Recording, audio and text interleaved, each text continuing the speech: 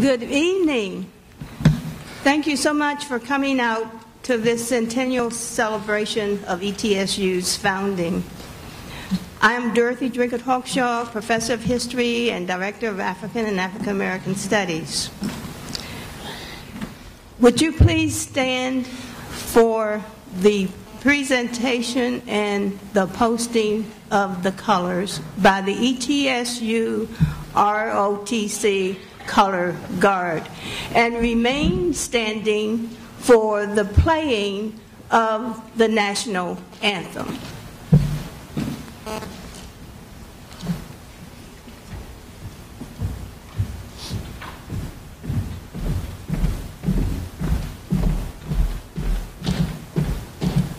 Guard, oh, left, face, raise it, up.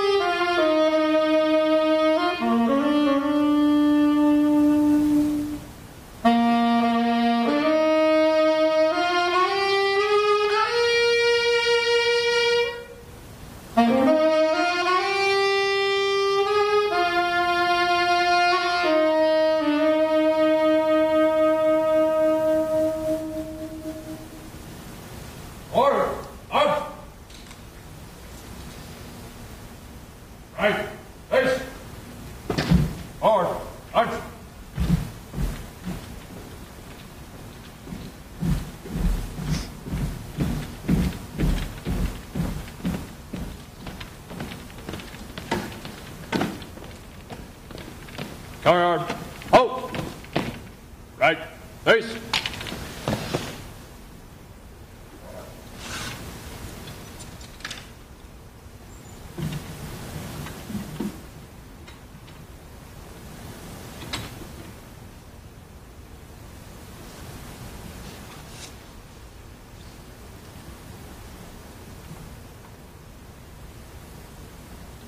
Raise it, out.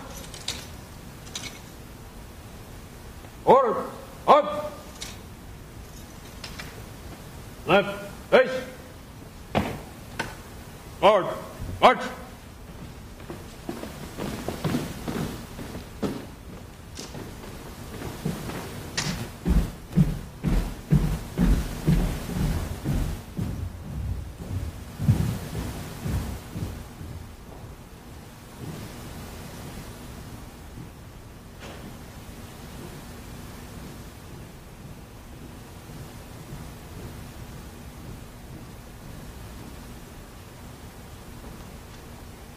Thank you. You may be seated.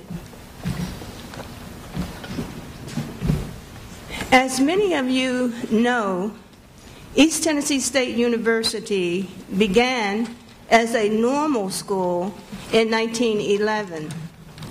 By the time our invited alumni attended this university, it was a state college. And according to the history of Dr. Williams, who used to chair the history department here, the university received status as a regional university in 1963. And so at this time, it is my great pleasure to introduce to you Mr. Fred Salzman, who will tell you more about this university, its founding, and the progress that it has made. Mr. Salzman. Excuse me, one other thing I forgot to mention to you before I let Mr. Salzman come to the mic. Dr.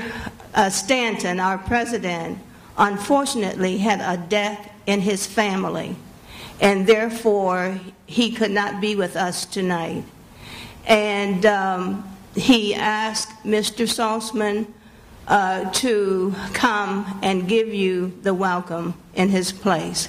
And he is a great help to us, has always been, and so it is my great pleasure to have him to give you the welcome tonight.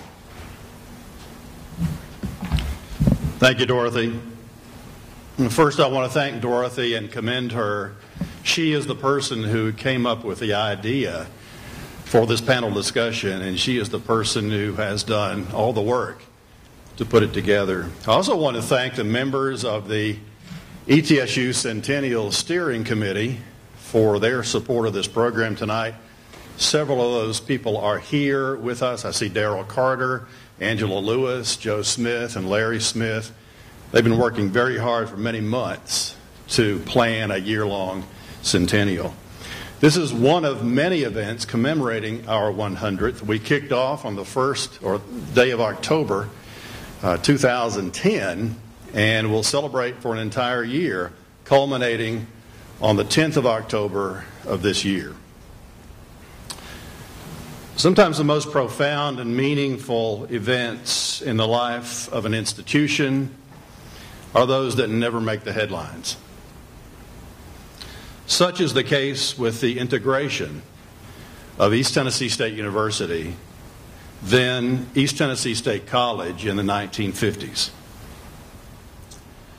Several years before James Meredith's entry into the University of Mississippi resulted in armed conflict and 2 deaths in 1962. Several years before Governor George Wallace literally stood in the doorway to block African Americans' entrance into the University of Alabama in 1963. Before all that pain and violence, in January of 1956, Eugene Carruthers quietly stepped onto the campus of East Tennessee State College to become our first African American student.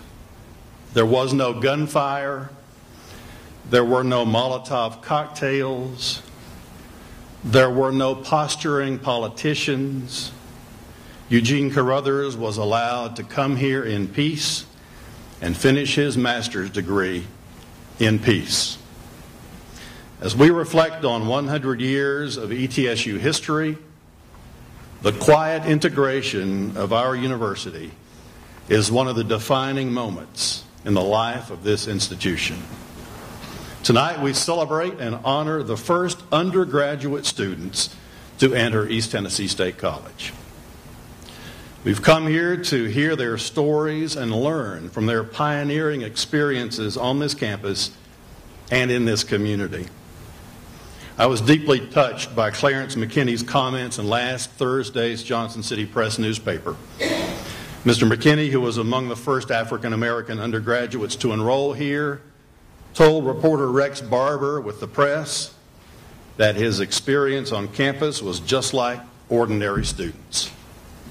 That statement speaks volumes about the compassion and the vision of the faculty, staff, and students at East Tennessee State in the 1950s and the welcoming environment they created. It is quite a legacy. Our centennial theme is Partnerships, Promise, and Hope for 100 years. Mr. McKinney and each member of our panel came here in the late 1950s powered by hope. That one word captures what we do every day here on this campus. We offered promise and hope for a better life in 1911.